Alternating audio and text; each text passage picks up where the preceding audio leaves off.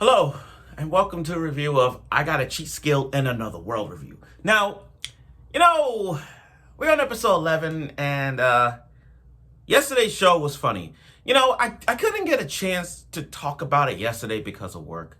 And like I said on numerous occasions when I do my videos, I promise to give you guys time to talk about shows whenever my day off is. Whatever my day off, I do it.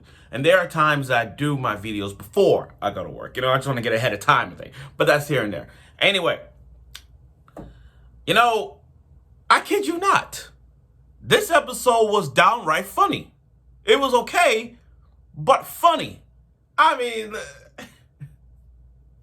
over the past 11 episodes, counting this one, I'm counting this because it's 11. I'm just saying, overall, I Got a Cheat Skill in Another World. There have some funny moments. Funny moments we can't even describe. And I said in one of my videos that if Yuuya could bring stuff to the real world, imagine he could bring stuff from the real world into an isekai world. And I said in my video as well, and I remember saying this, I said, what would happen if his friends go to an isekai world? Oh my freaking God, I got it right. This episode was so funny to a point what the fuck? And there were some WTFs in this episode that I was like, what? I even laugh at the times. So bear with me when I go in. But let's get right to it, this review of I Got a Cheat Skill in Another World, because this is episode 11 review, because this is kind of funny. So, let's backtrack. Throughout the episodes of I Got a Cheat Skill in Another World, there have been some episodes that have been like, what the hell? Or what the fuck? Moments that kind of ruin us, that they didn't follow the series, that they didn't follow the chapter as to why they did this. You could have still added it, You didn't follow what needs to be done. You just left it off. I Got a Cheat Skill in Another World may not be a A-tier isekai, because there are some other isekais out there that's even better.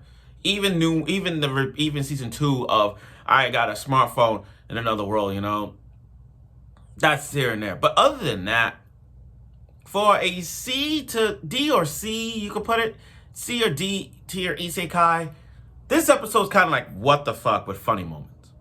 I mean, let's start from Kaori and then Lexia, because that's what it is. That's what this episode is. So, Kaori, for example. Kaori wants to study with Yuuya in his house. This is the first time Yuuya invited someone. Well, I want to call it invited. Kaori just wanted to go to Yuuya's house for study, quote unquote, just to study. And she got to see Atsuki, she got to see the pig, Night and all that stuff. So, having said all of that, Kaori, study with Yuuya. But then this is where the first WTF comes in play. This is where the first WTF. Yuuya, my boy, Yuuya, he has a big heart. There's no question. He has a good freaking heart. No one's not judging that. But how the hell you're not surprised that Kaori found an isekai world? That's the fuckery right there. That's like, I don't know about this. How I seen this in anime. How when a person opened their stash of porn they found in there, they open the door and it's like all that, like, oh, you a pervert? Those kind of things. The classic open the door, be surprised, and they flipped out. That's what this was. And I'm like, it's not like that. It was funny. It was funny because she's just like, I said something. What is this? And Yuuya is just okay with the fact that, okay, here's the thing. This world take you to the isekai world. Take you to another world. I'm like, damn, he's not even phased. Like, Kaori, what are you doing? Oh, this is my secret stash. Oh, this is just my father's and this is my grandfather's and my grandpa's stuff. He traveled around, You kind of said something like that, you could have been freaked out, but you didn't. You kept it cool, saying, oh, see, this path takes you to another world. Here, I'll show you. And then you show her the other isekai world. I mean, you show her to the isekai world, and she got her stats saying she's level 1 and whatnot. Not even surprised. Not even surprised Kaori find it. You know, I kind of find this funny because judging from these episodes, I can honestly say that it's okay to go to an isekai world and go to a real world. I keep forgetting that. Because again, Yuuya could bring stuff to an isekai world and bring up to a real world. So that means, forget objects. Forget objects. Let's talk about people, for example. Let's bring the people up. That means you can bring your friends to the isekai world. They get brolic, get a whole new hyperbolic time chamber transformation from an isekai world. They go to the real world and they all look great. It's like having an extreme makeover, you know what I mean? It's kind of like having that. So imagine his friends with the glasses and that guy who looked like Aoyama, trying to flamboyant guy. Imagine them go to an isekai world, train their ass off, goes to the real world, and they look all popular, lookinisms. That's what it is. This is the embodiment of a lookinism makeover. Especially the princess. Like, can you imagine the princess go to the real world? Which I'm gonna bring up Lexia and I'm gonna get to her too. Because there were some funny moments in there. But for Kaori to be not surprised, not everything, you know, is just open. She told, and even Yuuya said not to tell anyone. Now, for him to say, now I get, he confessed to Kaori saying, I cheated. I mean, I wouldn't call it cheating, guys. I wouldn't call it cheating. That's too much. I wouldn't say cheating. I call this development. It's not cheating.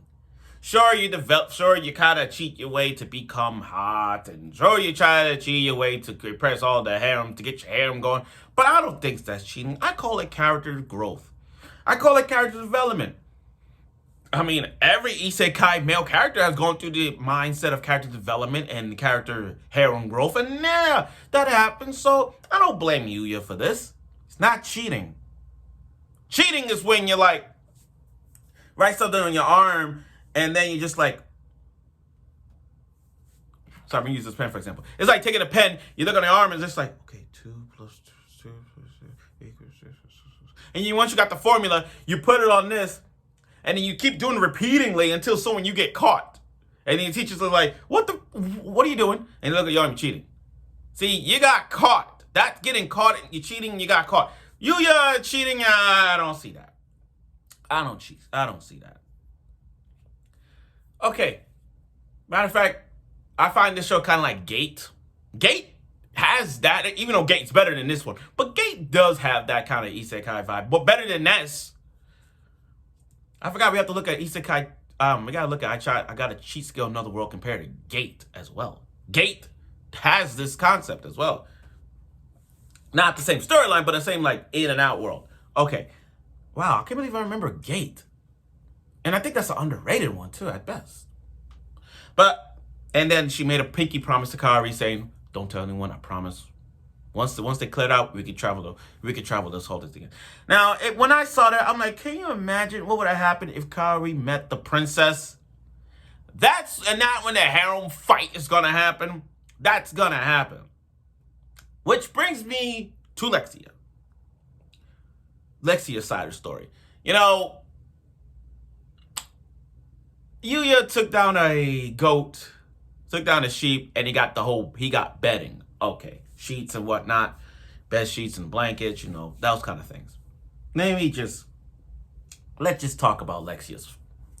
You know, Lexia's father, I get it. I am not mad by his character.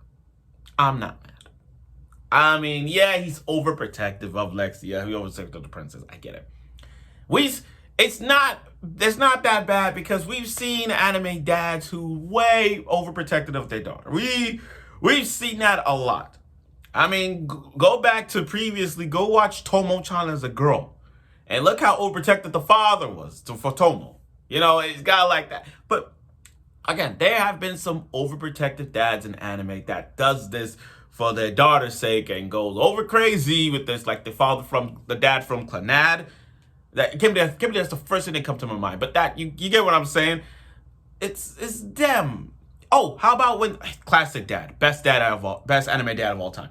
What about Mace Hughes from Full Alchemist Brotherhood? What about him? When I remember this episode when he had the gun and he tried to get close to his daughter. Again, there are some overprotective dads in anime that would protect their daughters and whatnot, and he's one of them, you know. But still, that's dad, and I love that guy. I love him. I mean, he gets so crazy when he hears shit like, wait a minute, he spent the night at his house? He spent the night at Yuuya's house? I mean, Owen cannot take a break. He's funny. We got to take accountability. Owen cannot take a break.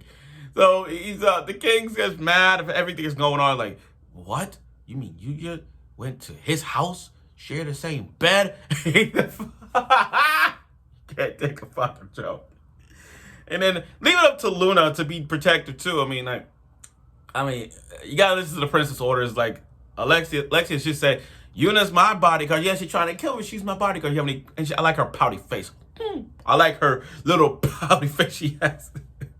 And like all anime dads, they do not want to hear their daughter saying, I hate you, because that's going to upset them. Yeah, very overprotective. So, again, the royal capital. After 11 freaking episodes, Yuuya finally went to the royal capital. He finally went to the royal capital. Like all isekais, you know, we're going to see some cat ears, dog ears, you know, cat person, dog person. So I'm surprised. You know, redo of Healer, I hope you're watching. Setsuna should be there too, as a reference. She should have been in a background character, but that's here and there. Anyway, this is Yuuya's first time in a royal capital. First time. And, you know, he's not used to he's not used to the surroundings and how much currency he got. Because when he got all the spices he got, like salt, pepper, and all that stuff, he got a lot of gold. And he didn't know how much it's worth. Now, I don't blame the merchant, because again, Yuuya has been around in the forest training that he doesn't know about the place, the economy, and the systems, and the rules, and the pros and cons of what not to do in this place, in the city. You know, so I don't blame him. Kind of funny for that, but yeah. Yeah, it is. And he got a guild ticket. You know, it's funny because I forgot when it comes to isekais, you're going to need a guild ticket. You need a guild card. And, you know, you're going to get a mage. You're going to get a friggin'... There's always a paladin. There's always a elf. You know, there's always those kind of simple archers, you know. It's a simple isekai party. And, you know, for him having a guild card, it's a start. He's learning. Now we get to the capital. Now we get to the palace. Again, Yuuya is just too funny. He's just too funny. I mean, again, it's not his fault. This is a lot of misunderstanding. This was a misunderstanding. Again, WTF. This is one of those WTF. He just pulled out a bedding that he killed from the sheep, showed it in front of Lexia's father, and he went in. Now, I don't blame Yuuya's actions. I don't blame him for him to pull the bedding out. I mean, Owen had to tell him, you do realize if you take out the bedding, that means you want to make a baby with Lexia. Lexia's on the side, he just blushing and all that stuff. And the king is just going crazy. I find this funny. Again, I'm just laughing because this shit is funny. It has a funny moment. This was one of them. I mean, damn. After that, you know, the assassins went after Lexia and killed the king, you know. It's just, you know, leave it to Yuuya to do the work. But again, we gotta go, but funny episode, it was a funny episode. I mean, yeah, we have an antagonist. But other than that, you know, leave it to the antagonist who was like, oh, your father and Alexia. It just kind of gave us who we know now. It's kind of obvious who's the antagonist of the wearing the mask, because now we get that answer out the way. Now Yuuya's episode next week is to protect the royal family. He got to protect everyone. Luna, Lexia. You know, he got to protect his harem. He got to protect his harem. So we'll see where this goes next week. But overall, though, this episode was freaking funny. This episode was funny overall. I mean, like, we may not got anything good. I'm like, oh shit moment, but this moment was it was like a funny episode. I mean, like especially with the princess thing and him with Kaori. Again, Kaori's moment to the Isekai role was so like nonchalant. I'm sorry. I'm just like, wow, I can't believe him. Not even phased, like. But you get my point. So I look forward for next week's episode. Well, I can't say I'm looking great to see it, but next week we're almost done with the show. So let's see where episode 12 gets to. We don't know how they're gonna do the fighting or what Yuuya's plan is. I don't know how they're gonna do it, but we'll see where this goes. So next week, well, I'm kind of not will be surprised, but I will be like, yeah. Now, before I end this with a good note, I like to say, like, because spring anime is about to come to an end, there is some reviews of shows I'm going to talk about. One of which is Otaku Elf, and the other one, which is right now the age of rom-coms, is The Cafe Terrace and its Goddess. I'm going to talk about that when it finish. And if you ask me who's my favorite girl of that show, of the cafe and the goddess thing, is the girl with the green hair, the short green hair who gets drunk easily. She's my favorite. But that's here and there. So, again, let's see you next week. I'll see y'all next week for the review of I Got a Cheat Skill in Another World.